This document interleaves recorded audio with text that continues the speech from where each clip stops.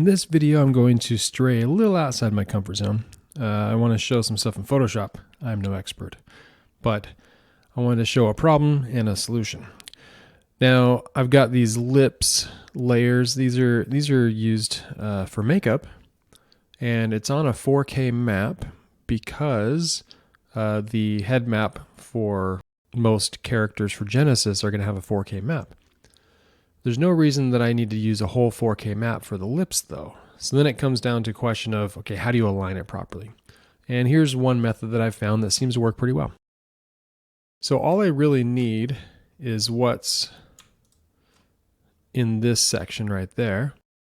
One of the ways we can do this is to switch to the move tool, and you'll see it puts a bounding box around the geometry. Now, I'm not positive that this is the best way to get the bounding box. I think it probably is though, because if you create a new layer and you do a brush there, and maybe I'll make something super tiny where I can't even see it. All right, I made a dot there. If I switch to the move tool, you'll see it did something really big that encompasses every pixel that might have data. So I think that this is the best method to do. And what I'm going to do is I'm going to grab the ruler and snap it to there. And you can see the number on X. I need to capture what the upper left point is.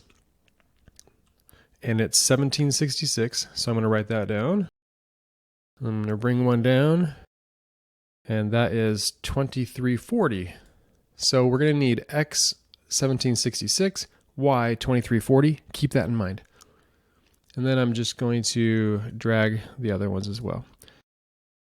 With that done, we can just easily select that section and then copy it and then create a new document.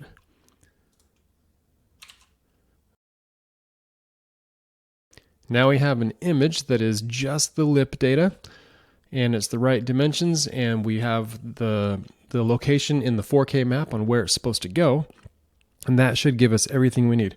So I'll go ahead and save these images out, and then we'll set this up.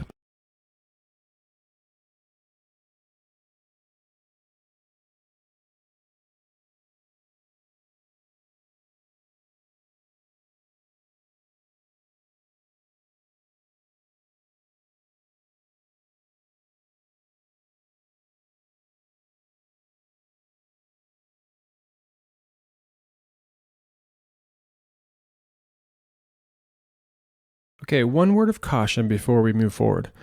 In this case, I was safe to use the same cutout for each of the layers, but that's not always going to be the case, right? You might have a weight map that's a little bit different than your diffuse or your normal or whatever other map you're doing, and that's okay. But in this case, I'd already checked these, and I know that they take up the exact same space, so that's why I did it this way. All right, now that we have those set up, we can go into Daz Studio. And we already have ellipse apply. So I'm just going to apply this. And then let's go in and edit it to use the new images we created.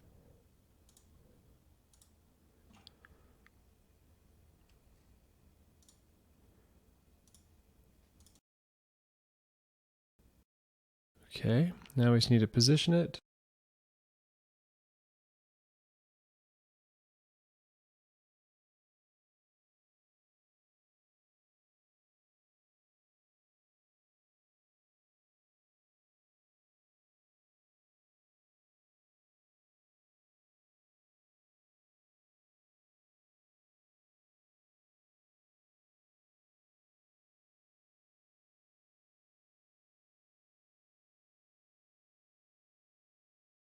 Okay, now let's save that as a new preset.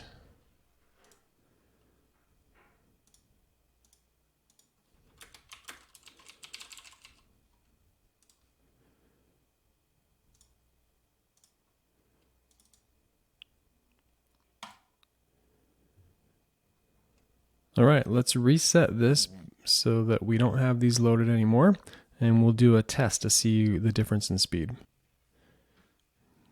And when I test, I'm actually going to test how long it takes before it starts rendering. That way it's a little easier to tell when it applies. So let's try the regular one.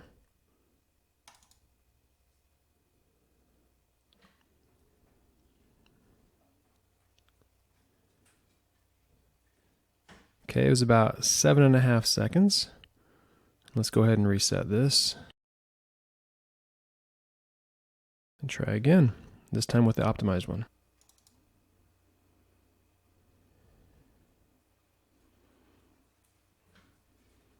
Okay, that was about 5.5 seconds. So it's not a huge jump in speed, but we did shave off a couple of seconds per preset, and I think that's a pretty big deal at these speeds of under 10 seconds. It won't affect the overall weight of the scene, like the memory overhead, because the final image is what gets output to Iray. But it will impact size on disk and load times, and so it's a nice optimization to do.